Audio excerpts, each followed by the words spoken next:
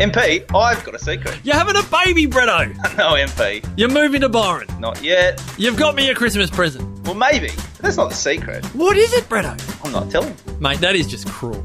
I'll tell you next week. When will you tell me, Bretto? Well, Monday, November 26th, 8 a.m. MP. Put it in the calendar. It is big news. And I think thousands of Wellness Couch podcast listeners will love it. All right, Bretto, it's in the calendar. 8 a.m, Monday, November 26th. To get Bretto's big news, make sure you get your emails by signing up at thewellnesscouch.com or follow us on Facebook and Instagram at The Wellness Couch. Do it now before the secret gets out. Do you want to know the secret, MP? Stop teasing, Bretto.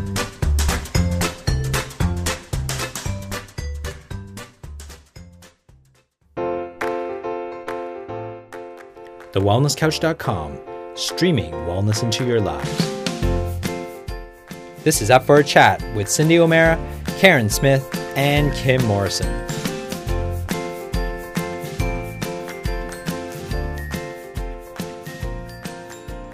Here we are, up for a chat about the hottest topics that are important to you, inspiring you to awaken the change within. I'm Karen Smith. I'm Kim Morrison. And our beautiful Cindy is in the United States, and she is probably fast asleep right now. Bless her little heart, but she's over there whipping up an absolute storm. So we totally miss our gorgeous Cindy, but we are very, very excited to welcome a very special guest, one that I'm sure our beautiful Kimmy is going to have so many questions for. So true, so true. I'm very excited because we finally have someone, you know, with a little bit more knowledge than most on the powers of essential oils, and her background is quite extraordinary, and I think we'll have some fun. Well, it's very, very exciting to welcome the beautiful Elizabeth Ashley, otherwise known as the Secret Healer. Now, I'm looking at the website here for this amazing summit that you're a part of, Kimmy, blendingsecrets.com. Now, we're going to make sure that we're going to share websites and links with all of our listeners at the end of today's podcast as well, so that you guys can all follow this. And hopefully you guys will all jump on board and become part of the summit. So I'm super, super keen to dive into this conversation and just to really explore with you, Elizabeth, who are you? Where did you come from? And how do people like you get made? Wow, what an introduction, ladies. Thank you so much. Well, I suppose I have quite an extraordinary background from the point of view that I have been a professional aromatherapist for 26 years now, and I was very fortunate to have been born into an aromatherapy family, probably the first generation possible, I suppose, because my mum was one of the first aromatherapists in the UK. And she'd been working, actually, funnily enough, as an astrologer and a clairvoyant, and people had been coming to her over and over again with lots of aches and pains and really poorly people. And she'd been looking for a way to see if she could help these people. And she went to the library one day, and a book fell out at her. And she came home and she said to my dad, I am going to go to see this lady, Patricia Davis, and I'm going to learn what she does. And my dad said, well, what does she do? And she says, I don't know. I suppose we'll find out. And she did. She went to train with the London School of Aromatherapy and brought home, I think, probably about 10 essential oils and started making the most wonderful products, which me and my sister were hauled around the United Kingdom to go to craft fairs and agricultural fairs to make people better. And 30 years on, she still makes essential oil preparations. But in that time, she also started one of the first schools in the United Kingdom. So she was one of the first International Federation of Aromatherapy Schools, and what was ISPA then, which is now IFPA, and became the vice principal of the IFA. And she trained me, and here I am. What was that like, actually? You know, so many people in our world, particularly in this generation, tend to be the trailblazers, or someone from a further generation away tends to be the spark or interest into things like natural healing or plants. And What was that like, having a mum that was so aware for you as a young child? I guess for you there's no difference for you, was there? No, it's normal. I can't compare it with anything else because that's what it was. We quite often used to have newspaper sort of journalists come to the house and take a picture of us, and my sister Tash and I used to think, well, what on earth was interesting about us? And I can remember there was one journalist in particular who came and took pictures of everything and wrote this story, and he thought it was bizarre that we listened to Madonna in our house. Every child of 14 does, don't they? So yeah, it was lovely. I was always messing around with herbs and making face packs, and I'm sure my friends thought I was completely potty, but it's probably a bit like, I don't know if you have the program there. We had a lovely program on the television called The Good Life, which was about, you have The Good Life, right? Okay. Yes. So my mum and dad were very much like The Good Life. We grew all our own vegetables, and we were always trying some bizarre little scam or something to make some money out of nothing, because there wasn't very much money in the 70s, was there? In England, I was started to grow up really when all of the pits had closed, and there was a massive Great Recession across England, and so that's what you did. You tried to make something out of nothing. So that was a hell of a skill really that I learned. Yeah. So, yeah. And quite, I would imagine it made you quite resourceful. How did you feel going through your teens? Were you one of those teens that gave other people ideas and recipes around what they should be doing with? Oh, no, quite the opposite. So you rebelled it? No, really. I hid it because, as you can imagine, the papers like to call us the House of Witches. And I went to school with a lot of kids who were very staunch Church of England, and their parents were ministers. And had I carried on like that, I don't think they'd have been allowed to play with me, really. So, no, we kept very, very quiet and tried to be as normal as possible, really. And tell me, Elizabeth, as far as growing up, did you have family members and were there other people that you learnt from apart from your mum? Well, actually, when I was 14, my parents divorced, and later my mum married a man who was a chemistry teacher, and he too became the most incredible aromatherapist, extraordinary therapist, and he was also the chairman of the British Society of Dowsers. So he was one of the first people to douse for essential oils, and did some of the early work in aromatic kinesiology. Well, that's actually Robbie Zeck's term, isn't it? But the same sort of work of muscle testing and things like that. And so I learned a great deal from Michael, especially around hazardous oils. He did love a hazardous oil. And so I've got a whole box of oils, probably completely dead now. They're so old, really, but of all sorts of oils that really you shouldn't be touching that he collected over the years. So yeah, I've got a wide understanding of probably a lot different oils to most people, I would have thought. There's an oil that I see you've done some writing on that is really the talk of the town at the moment, and I'm super, super keen to get your view on it, and that's the cannabis oil. And I can see that you've done some writing on that, and that's really exciting because there's so much talk about it, but there's very limited study on it. Have you had the opportunity to do some study and research on it, given your background? So in 2013, I had been doing quite a lot of ghostwriting for other people, and my friends had intervened when I had 7 Amazon #1 bestsellers for other people, and told me I better start writing my own books, and that's how the Secret Healer books came about. And by 2015, I think I had done about 14 books. And I was asked to go and talk at the NAHA conference over in Utah. And I was, around about that time, made the UK director of NAHA. And when I was at the conference, I had the great pleasure of meeting Dr. Robert Pappas.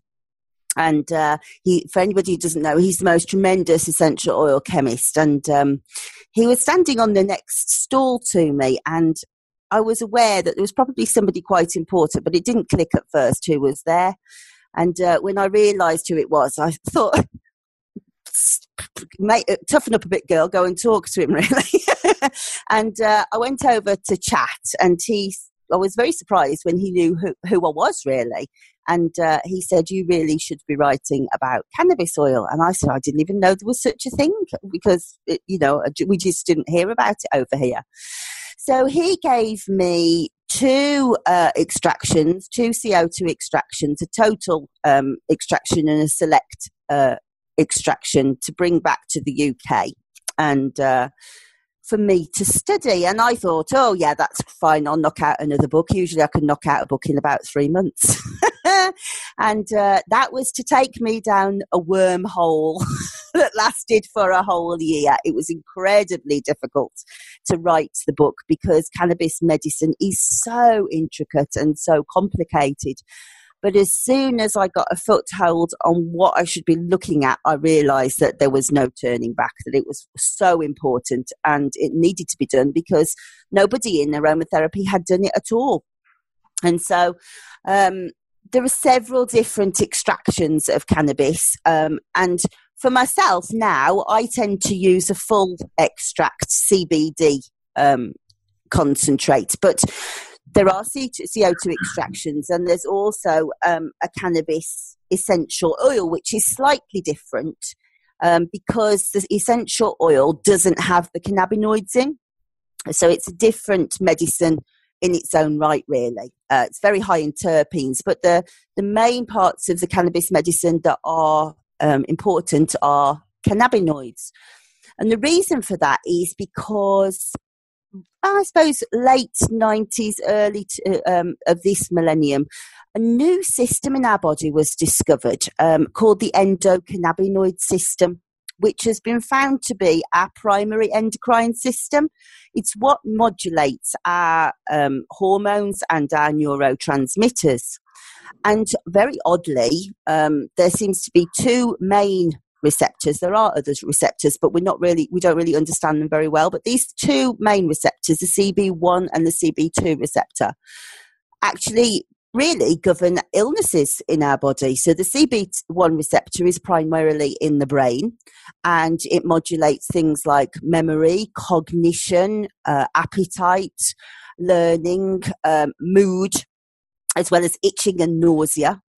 And the CB2 receptor is in the periphery, so it's in the rest of the body outside of the central nervous system, primarily on lymphatic and blood cells, and it modulates immunity and pain and inflammation. And strangely, these cannabinoids, these constituents found in the cannabis plant, lock to and modulate that system. So if we have this broken endocrine system, that means that we can't balance hormones. So, for example, if our pancreas might not be able to balance insulin, or we have problems with anxiety or depression, then quite often that's to do with this endocannabinoid system.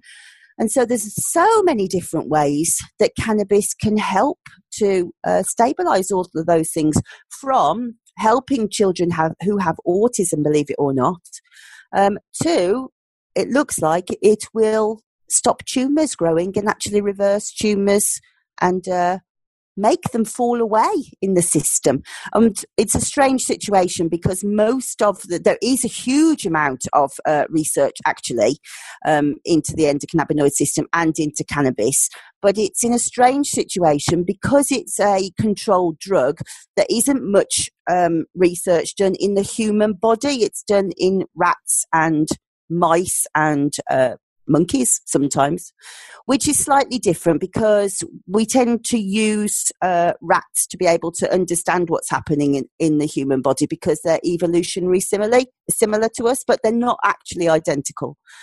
So we might be able to see that if, for example, anandamide, which is one of the ligands in cannabis, is deficient in a rat's body, it will lead to a depressed rat. but oddly, it doesn't lead to the same thing in a mouse. So we certainly can't say it for definite that it will be the case for humans. But when we watch people using it and see anecdotal evidence, then we can see really remarkable things happening every day that as yet science can't explain fully. But I watch people get much better every single day. Are they taking that internally, or how are you using it for cancers and things like that? And tell us how you would use the essential oil, or when you'd use it, as opposed to the pressed oil. Okay, so the first thing I would say is take the essential oil out of the equation completely, first of all, because it won't help in any way, shape or form for those kind of illnesses. It does need to be one of the extracts with the cannabinoids in. And most people like to take it internally, and it does have tremendous benefits. And obviously we're familiar with things like happy cake, where people use the actual marijuana and put it into cake, and you'll suddenly see that you feel much, much calmer. And while the CBD oil doesn't have it has the tiniest trace amount of THC. It needs that to be able to balance the actions of the cannabidiol, which is CBD. You don't have this psychoactive effect. You stay completely calm. The only thing with taking the medicine internally is once the cannabinoids hit the liver, they are metabolized into hundreds upon hundreds of different chemicals. And so the outcomes are not as predictable, actually, as if you use them topically, because if you use it topically in like creams and lotions, that completely bypasses the liver, goes straight into the circulatory system, and starts doing its magic that way. But I would say definitely if you were treating cancers, and obviously legally we can't say don't treat cancers because it's not medically proven, but most people who are doing it are taking it internally. But for things like aches and pains, depression, I always say to my patients, topical use is just as good. In terms of the essential oil, that has fewer uses from that point of view, but it's very high in a constituent called beta-caryophyllene, which is also proven to have a mild binding affinity on the CB2 receptor. So that would be things like inflammation, immunity, and pain. And so I tend to use the essential oil as an extra boost in my preparations, along with the CBD oil, to sort of fortify the immune system a bit.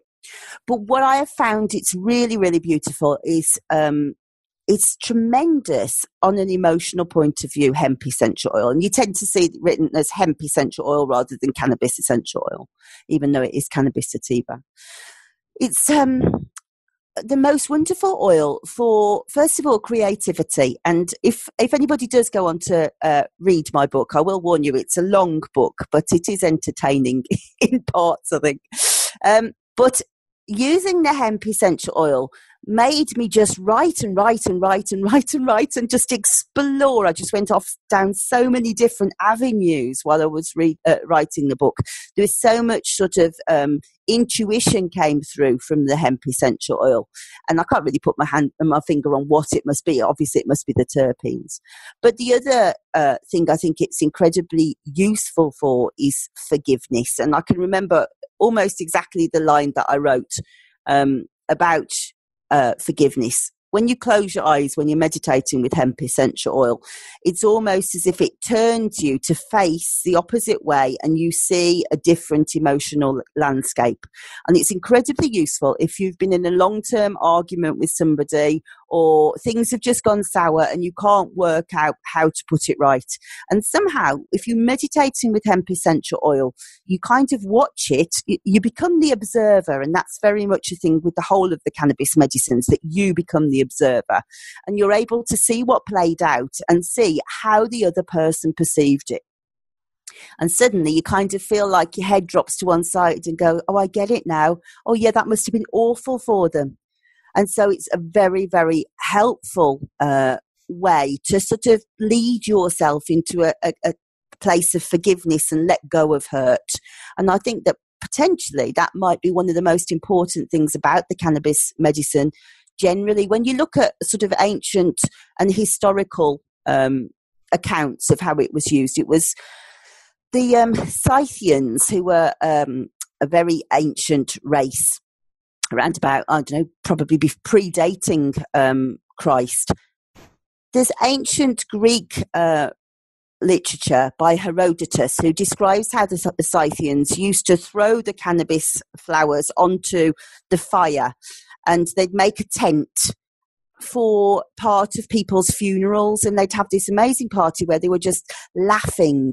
And he comments on how much joyful they seem to find the funeral. And I do think that whole thing of forgiveness is really important around somebody dying, that perhaps we don't have at the moment in our sort of Western philosophies. And it's easy to stay angry at somebody when they die for leaving you. And I wonder whether that sort of Scythian kind of funeral helped people to let go of that anger when somebody died. It's very interesting medicine, all told. It sure is. I think that just listening to you speaking about, the impact that the oils have for people on a deeper level, speak to us a little bit more about that. Speak to us about how, or what you've discovered, how the physical act of using plants can affect the psychology of the person who's applying it, and which oils and are for what, and give our listeners some kind of insight into some of your favorites and some of your personal experiences, Elizabeth, in terms of what are your go-tos? So I suppose I'm probably unusual that I can be very, very scientific and very, very woo-woo at the same time. We talked earlier about having been born into a family of witches and clairvoyants. Well, I was born being able to see people's auras. And I was about 9, really, when I realised, I thought it was very strange that when the other kids in the class drew pictures of their friends, their family or whatever, there was no rainbow. And I thought it was really strange. And it was only as I got older that I realised, actually, nobody else is seeing those rainbows. And so when I talked earlier about trying to fit in, one of the things that I did was consciously learn to switch those kind of intuitive mechanisms off. And so I kind of don't see it all the time now, but I can switch it on at will. And in particular, if somebody is standing in front of a white wall. So one of the things that I see very profoundly is when somebody uses an essential oil, how the barometer of the aura changes, and you can see their sort of psychology changing and their demeanor changing in their etheric bodies. So quite often people will come to me and have like a real spikiness to them, and their colours will be very muted and almost washed out, because I think that when people come to see an aromatherapist, they tend, also an aromatherapist like me perhaps, rather than a beauty aromatherapist, somebody who tend to work with very poorly people who are in a lot of pain. So there'll be all sorts of, the greens will be like khaki greens and dirty looking colours, and there'll be very little sort of oranges or yellows in their aura, where you've got this bright communication coming through. And even sort of 1 week of just using the essential oils, even just by using through inhalation, when they come back, I can see that they've almost like switched the Christmas lights on around them, that the vibrancy is going back into the etheric bodies. So part of what led me to become so interested in things like the cannabis medicine, and particularly the neuroscience, is I wanted to understand actually what's happening in the body to make that happen. And I was fascinated to come across Dr. Candice Pert's work in around about 2012, sadly, within about a month after she died, actually, oddly. And she'd been writing about how she had discovered that neurotransmitters and neuropeptides in the body are potentially what cause these feelings in our body when we feel happy, we feel nervous. And that when you looked at the areas where there were sort of high concentrations of those, if you laid it over, you could see that they were actually over the chakras, and that they tended to be over the glands where most of the energies were being concentrated. And that was fascinating to me, because that seemed to me to be quite an answer for something that I had been wondering for a long, long time, which was if we do think there's this strong link between mind, body and spirit, how does that mechanism work? That the messages come from the spirit into maybe through the chakras, but then how are they getting from the chakras into the physical body? And these ideas of these neuropeptides and neurotransmitters became extremely interesting to me. And so I started to study those a lot more in depth. And actually, in my talk that I'm doing actually in the summit, I talk about this a lot, how they affect both the physical body and the emotional body simultaneously. So, for example, a couple of the neurotransmitters that people might know easily are serotonin and dopamine. Most people recognize those terms now. They're in everyday usage. So most people would perceive that the serotonin was the mood modulator. People always say, oh, it's the happy drug. But in actual fact, serotonin has around about 30 different functions in the body. And mood modulation is a small, small part of it. Serotonin is manufactured within the gut, oddly, and 90% of the serotonin in the body is found in the digestive system. So we can't then say it's a mood modulator, because it's very, very scheduled towards the physical body. So suddenly you can see how this neurotransmitter has got a foothold in the physical body and the emotional body. And the same applies with dopamine. Dopamine, for a long time, we thought it was to do with reward, because people have strange anomalies in their dopamine signaling when they are addicted to something, for example. But we also see it skewed signaling when we look at sort of neurological conditions like Parkinson's, for example. Part of this idea, this shaking and stopping, and you need somebody to clap to make you be able to move forward. That's dopamine signaling as well. So what's that got to do with addiction? It's very, very strange. But what we've learned over time is that for a while we thought, oh, it must be desire, and certainly dopamine is related to desire. But actually it seems that it's to do with drive and motivation. So we now are in 3 different bodies, aren't we? We're in the physical body to do with this movement.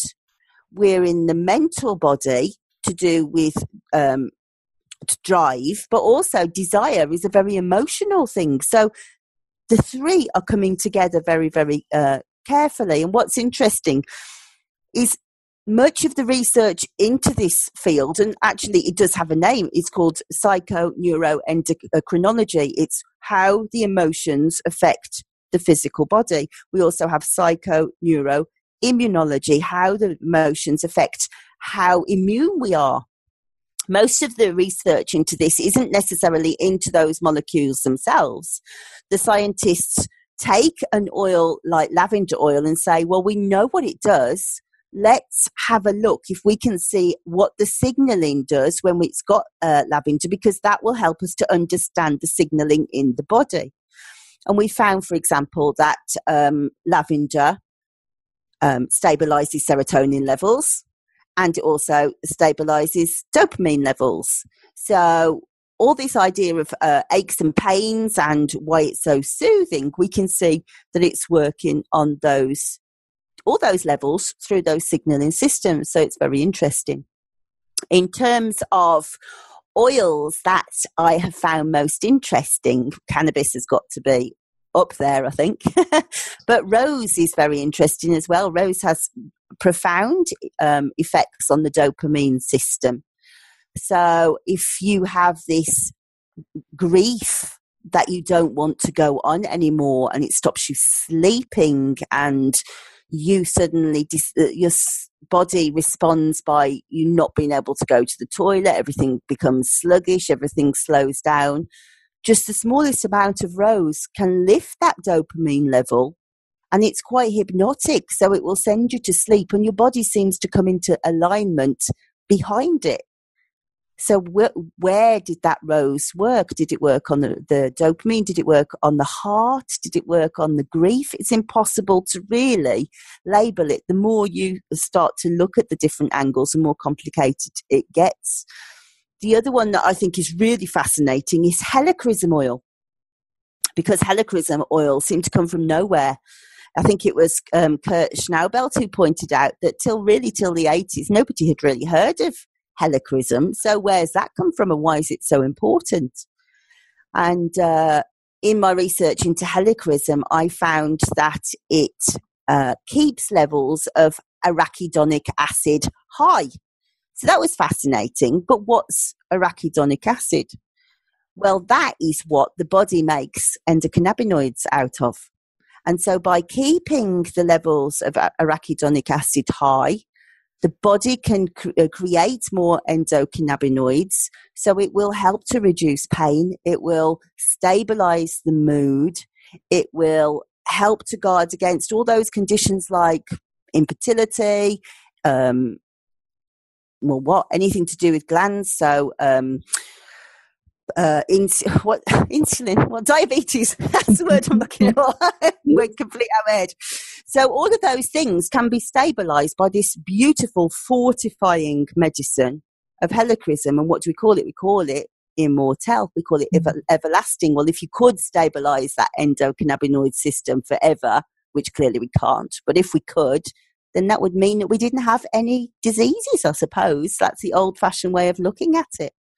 It's amazing. Yeah, it's a really fascinating topic, and I love the different angles that you come from with essential oils and plant therapy. And I guess from my perspective of in the research I've seen, there is research out there. There is a lot of information out there about essential oils, but relatively speaking, we know that essential oils are quite young in its research. You know, we don't have a lot.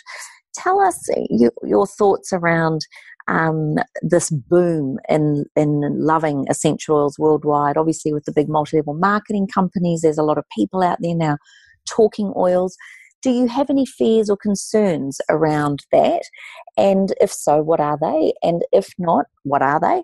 And can you help us? How do we support people who are in this industry to always make sure we're staying within our scope of practice? That's one hell of a big question, Kim. Well, I think that it's wonderful that we're booming. But I think that the main challenge, I think that it's common to blame MLMs and to have this divide between MLMs and aromatherapy for the different ways that people are working and the confusion within the industry about what's safe and what's not. But I think it's actually more to do with the way that we have to run our businesses through the internet. Because the way that people search for information would be to put things like essential oils to treat eczema. And we have to be very careful about what we're writing about that, because actually, regardless of if you listen to people, there actually isn't scientific evidence that would say that essential oils will treat eczema any better than the medicine that the doctor gives you. Where the success of aromatherapy comes in is that we look at the system holistically. So we say, okay, well, we can give you some essential oils and these are what we would do. So, for example, if it were me, I would say, right, we want to use some geranium to balance the adrenal system out. We want to look at some lavender and chamomile to calm down the emotions, but also the itching and soreness, and maybe some myrrh to heal the skin where it's got broken. But then we need to go further than that. We need to look at, well, okay, but why are you having these breakouts? You're not always in a situation where you're covered in these breakouts on your skin. What's happening? So what's leading your stress? How can we deal with that stress? Is there perhaps some kind of digestive problem that's causing like a hydrochloric acid in your body to throw up a toxicity? Maybe you are undernourished with vitamins and minerals, and perhaps we can fortify the system like that. What lifestyle changes can we make? Are you drinking enough water? Are you getting enough sleep?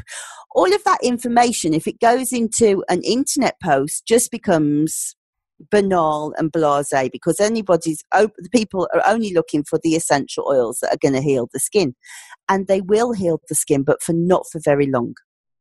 And the outside of that is those essential oils won't necessarily work for everybody, because everybody's triggers are different. And so it's about looking at the person in front of you and treating each person as an individual that suddenly creates this beautiful dynamic medicine that makes people feel so much better. But you cannot communicate that through an internet page. So our industry, in my mind, very sadly, is heading towards, you go to Pinterest, you get a recipe, you emulate that recipe, and a week later you say, well, the essential oils didn't work because my eczema's back. But that's because we only did the first layer of the medicine. Going past the physical body into the mental body is so important, because they're so joined. So this is why I've designed this summit.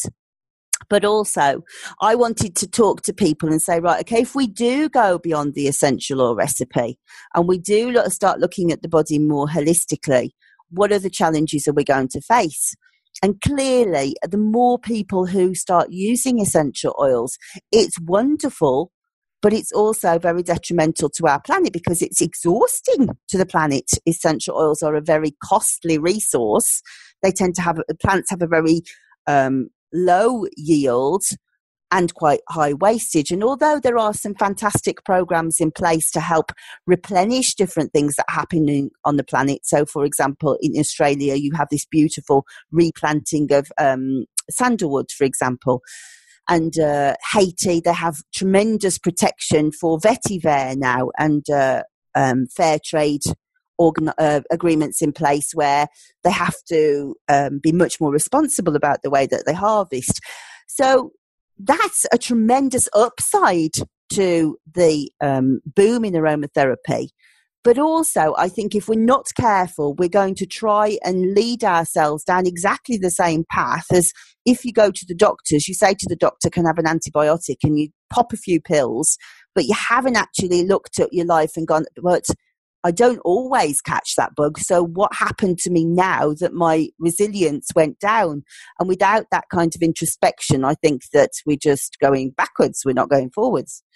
So I think that there's two things need to happen. The first is actually something that you do very well, that we need to sort of become more aware of our bodies and rituals in an anchoring practice where we say, right, okay, we've got the oils, but actually what else is happening to me? How am I managing my stress? But also to say, what else could I use outside of essential oils? Because the plants themselves are medicine. And do we need to be going through this extremely costly process to be able to access this medicine all of the time? And quite often we can say, well, actually, no. We can make a tea out of something that we've got in the garden, or we can just sit and inhale that. We sit with the roses and smell the roses.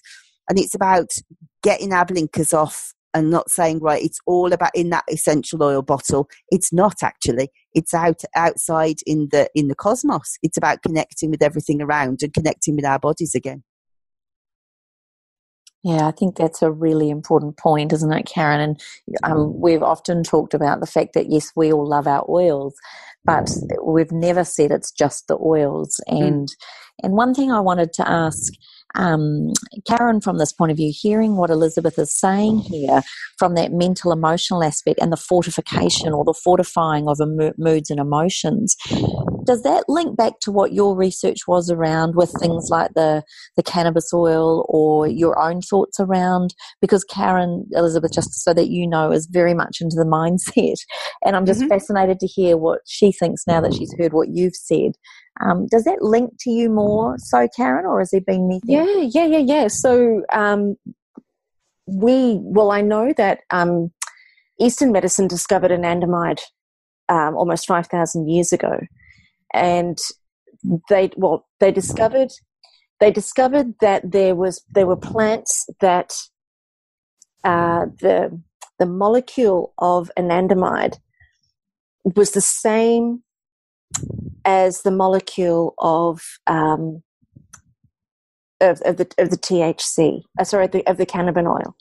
So when we discovered it as Western medicine in the 1980s, we discovered that there were the receptor sites in the brain, and we couldn't understand why there would be receptor sites in the brain specifically sitting there ready to take the molecule of cannabis. But what they discovered is that the body automatically produces or naturally produces anandamide. And it has the same impact as the cannabis does. But so now Western medicine has been trying to find ways to have us produce our own anandamide without having to seek it from plants. And I think, just coming back to what you're talking about right now, Elizabeth, is really looking at, because I've often wondered about this. I've often thought to myself, as humans, we tend to exploit everything. And we tend to desecrate almost everything that we touch and abuse it. And I just was interested oftentimes to think, how has this great hunger and thirst and overconsumption and, the natural human way, how has that impacted on aromatherapy? And it sounds to me like what you're saying is that it is a real issue that we potentially face with aromatherapy, that we should start to look at other ways for ourselves to either produce some of our own neuropeptides and our own neurotransmitters inside of ourselves, or look at other ways that we can use nature to support our own healing, health, and well-being. Am I right that that's what you're suggesting? Absolutely right, yeah. In actual fact, anandamide and the THC aren't exactly the same. They are very, very similar. Yes. And that's important, because it means that what that means is that the body can often mistake something as slightly different. So, for example, probably the most common example of that we would know is with clary sage.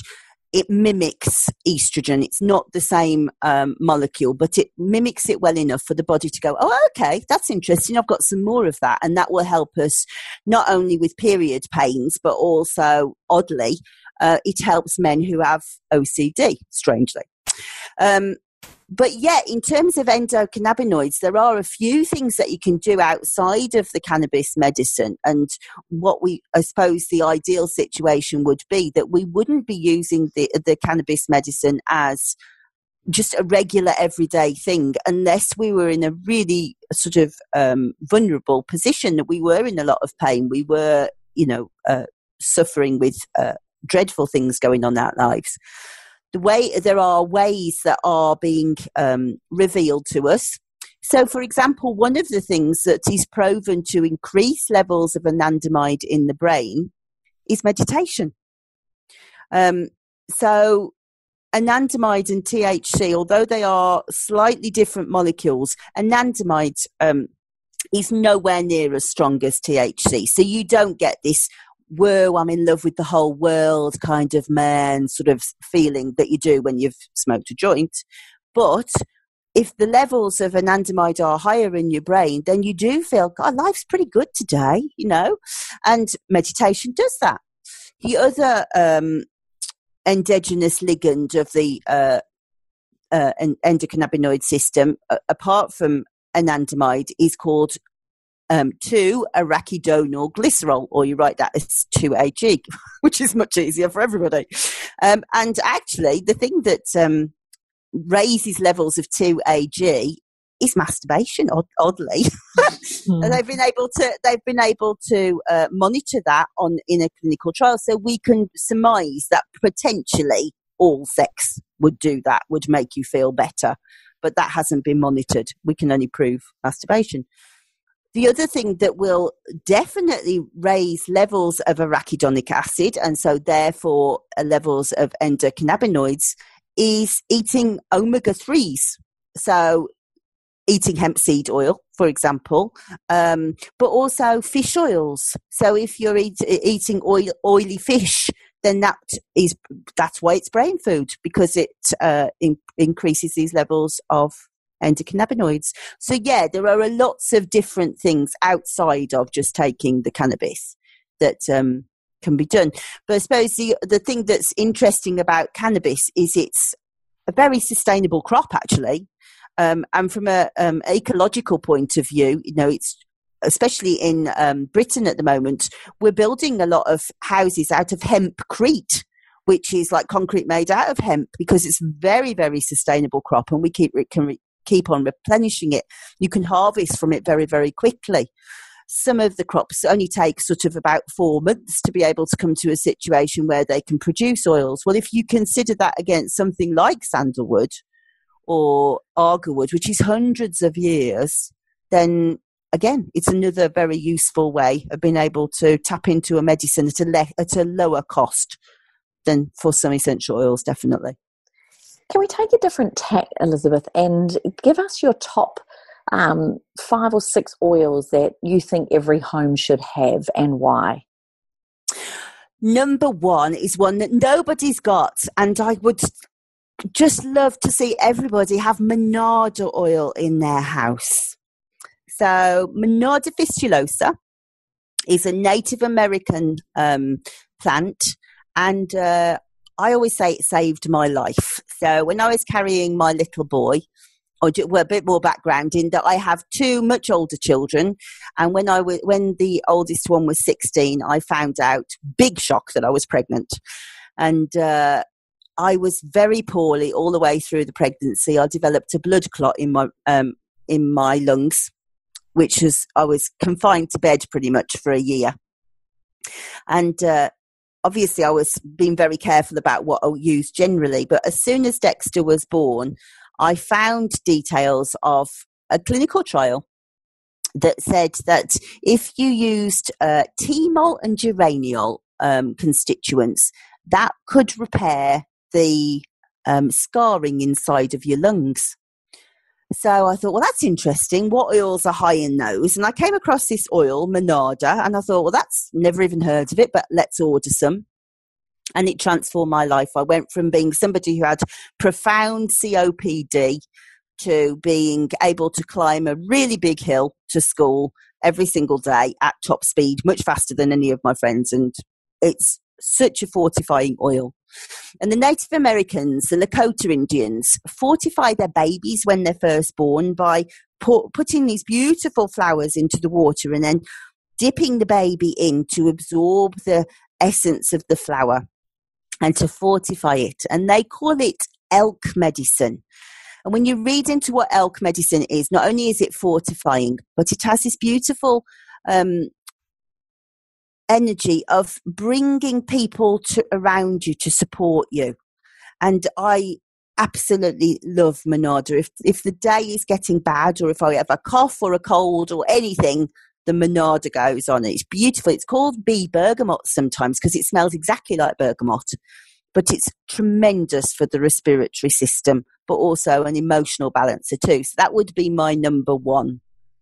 Number 2, I would say, well, it's boring, but it's got to be lavender, really.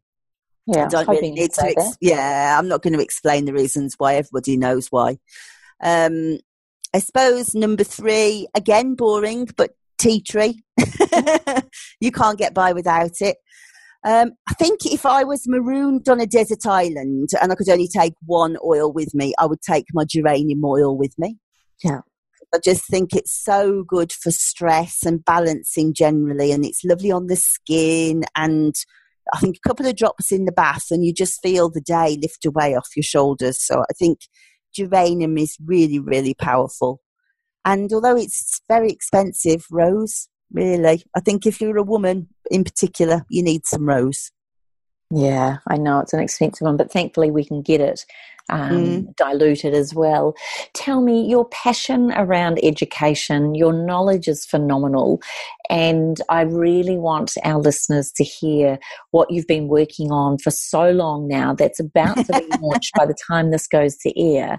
Please tell us about your beautiful Beyond the Essential Oil Recipe online summit. Who's on it, and what are some of the topics that we can look forward to as we come to a close of this podcast? I would really love to get this across to our listeners. Oh, thank you. Well, it was a strange situation, really. You know how you make New Year's resolutions, and I'd gone through Christmas, and my hand was very, very, very painful. And between 2016 and 2017, I wrote over 1 million words each year, and my poor old hand was feeling the strain of it. And so I thought, well, you can do one or two things. You can whack some essential oils on it, or you can take your own advice and make some kind of lifestyle choice and decide not to write a book this year. But internally, I felt, well, you know what? You were put on this earth, I feel, to move aromatherapy forward and to always be researching. How are you going to do that if you don't write a book? Well, I had gone and done an essential oil summit, I think probably about 18 months before, and I'd booked out a whole weekend, and I was like, I'm not going to do anything else, but I'm going to listen to that summit. And I was really disappointed by it. I didn't think that there was anything in there for somebody who knew about essential oils. I didn't learn anything, and you can probably guess from me, I just want to be learning all the time. So I was really despondent about it. So I had this idea, and I went to my dear friend Giggles Halodi, who is a Hungarian aromatherapist and a tremendous events coordinator. And I said, Giggles, I've had this idea. What do you think? And I thought he went very quiet when I told him my idea. At the end of the line, I thought, oh, he thinks it's stupid. And he just went, let's do it. So my idea was that I wanted to do a summit for people who knew a little bit about essential oils and wanted to understand how to take it one step further. But also, when I had gone to Giggles' conference in Hungary the year before and spoken about the endocannabinoid system, I'd heard other speakers, and I noticed there was a stark difference between what I was seeing there and where I mostly write for in the States. And that was, when I'm talking to the States, I bang my head against a brick wall going, mind, body, spirit, mind, body, spirit, mind, body, spirit. And then I still see somebody do an essential oil recipe. But when I was listening to the speakers from Europe, they were all taking it as absolutely read. Well, that's obvious. We don't even really have to talk about it. We all understand that. So I thought, well, do you know what? I think that would be really interesting to take that sort of knowledge across and to say, right, put it on a global stage and say, right, first of all, I'm sick of hearing you argue about whether you should use undiluted or ingest or all of that, because you're all arguing and there's so many different ways of doing it.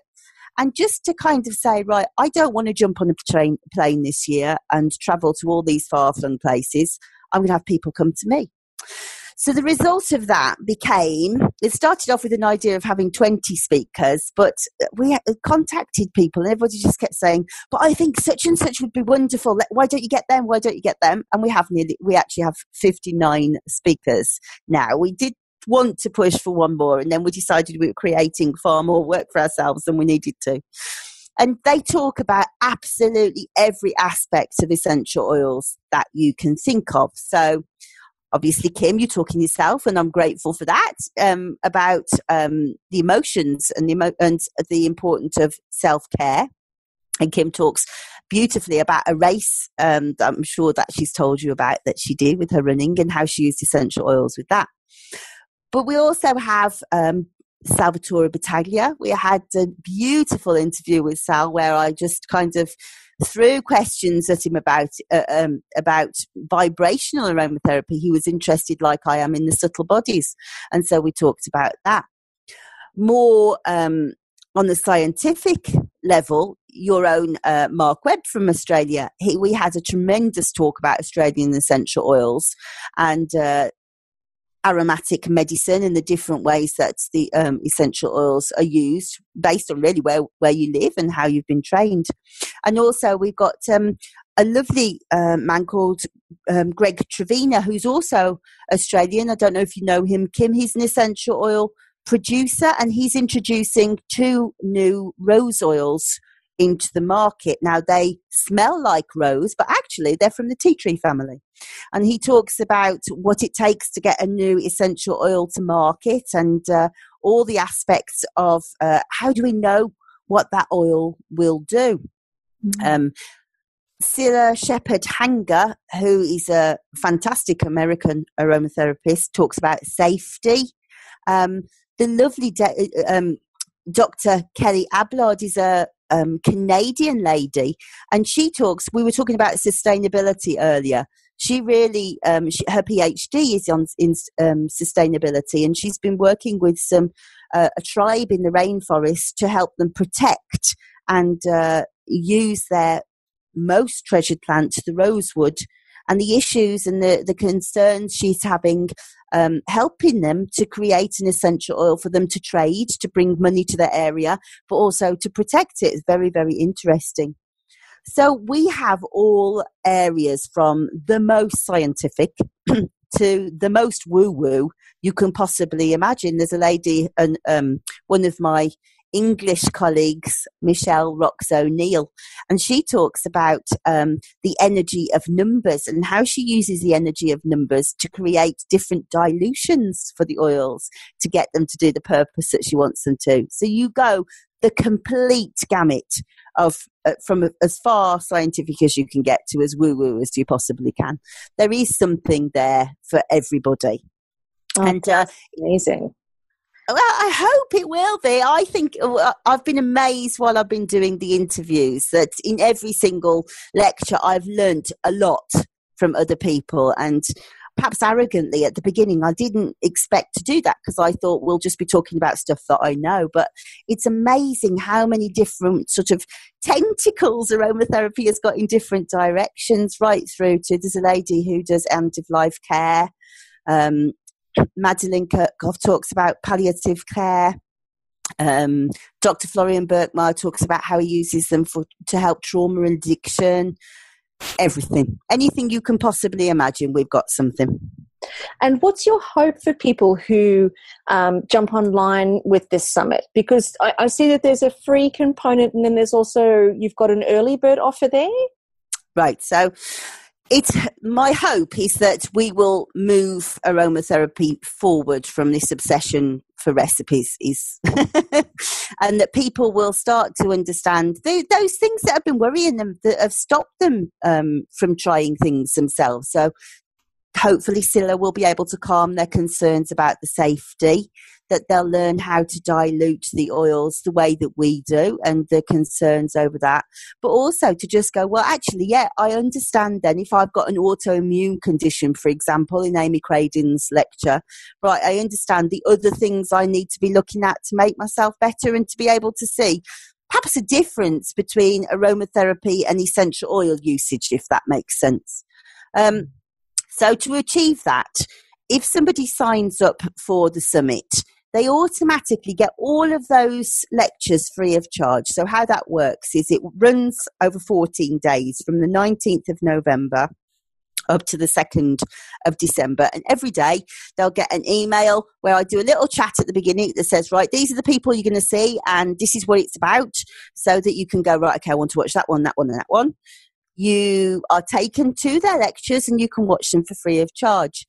And when the summit goes live, which as I say is on the 19th of November, the prices of having the recordings, if you want to keep them, is $497. But in this run-up now, we're doing an early bird offer that you save yourself a massive $300 US.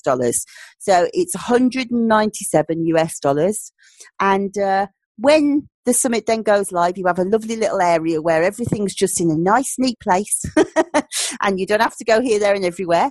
And you can just watch them as you want them, when you want them. On the free summit, what will happen is the videos will remain live for just 7 days, and then they'll disappear. But if you've paid for the summit, then you get to access this membership area for a whole year. And you also have the opportunity to download whichever ones that you want to keep. And so then, in effect, you have lifetime access to what is, in effect, an incredible collaborative, interactive book, if you like. All audio visual. So some people are just like you and I were just chatting. Others have done PowerPoints. And so you'll have all of that knowledge at your fingertips for whenever that you want it. It's brilliant. Oh, sounds great. And Kimmy, you're going to be a part of this. So that's very, very exciting. Yeah, I'm really, really wrapped. And we've done we took a few recordings to get it right because of the internet with our beautiful internet down under. But before we get all the details for that summit and how people can subscribe to it, if you had one last message for everybody, Elizabeth, what would that be for all our listeners? I would say there is nothing more important than being kind to other people and kind to yourself. That's what I would say. That's just that you can ladle on as many essential oils onto your physical body, but if you are not being gentle to yourself and being compassionate to others, then you are going to get ill. True that. And I think what you've explained here today, Elizabeth, is very much that whole beautiful harmony between mind, body, spirit, and nature. And being able to look outside and look inside to find our solutions. So thank you for being a part of today's show. Thank you for having me. I've loved it. Oh, you are most welcome. And I just want to tell all of our listeners again, I did mention it earlier when we first jumped online, but blending-secrets.com is the website that you need to head on over to check out this summit and to grab your early bird seats. So make sure that you do that. Make sure that you pay attention and you watch all those gorgeous videos and you start to, I guess, it's really about education, really. It's being able to make informed decisions for yourself and, not leaving it to chance and following some experts. And it sounds to me like when you buy this little summit, it's almost like you've got this library sitting there for you to refer to anytime you need to, because life is going to throw you and your family curveballs. And it's like having your own little, I like to think of it as Encyclopedia Britannica, but only online. I love it. Shows my age. Elizabeth, this has been awesome. Thank you so much. All of our listeners, check out blending-secrets.com. Thank you for being a part of today's show. Yeah, it's been lovely, Elizabeth. You're amazing and you're a real trooper and a trailblazer in the industry. It's a privilege to know you, and I'm very, very, very excited about what you're bringing together with a whole lot of people from all around the world. An incredible knowledge, like Karen said, an incredible array. And I'll put the link in the show notes as well for everybody too. Thank you so much, darlings. I really appreciate it. Awesome. So for all of our listeners, hopefully you guys have loved today's show. Make sure that you head on over to our Facebook page at allthews.facebook.com/up-for-a-chat, and you can post your comments and your questions right there. Otherwise, head on over to allthews.thewellnesscouch.com/up-for-a-chat, and you can also post your comments and your questions there as well. Join us here next week on Up for a Chat and become part of the ripple effect that's changing the world. And we're going to see you on the ride. Bye for now, everybody. This has been a production of TheWellnessCouch.com. Check us out on Facebook and join in the conversation on Facebook.com/TheWellnessCouch. Subscribe to each show on iTunes and check us out on Twitter. The Wellness Couch, streaming wellness into your lives. Whilst the Wellness Couch presenter endeavor to provide accurate and helpful information to their listeners, these podcasts cannot take into account individual circumstances and are not intended to be a substitute for health and medical advice from a qualified health professional. You should always seek the advice of a qualified health professional before acting on any of the information provided by any of the Wellness Couch podcasts.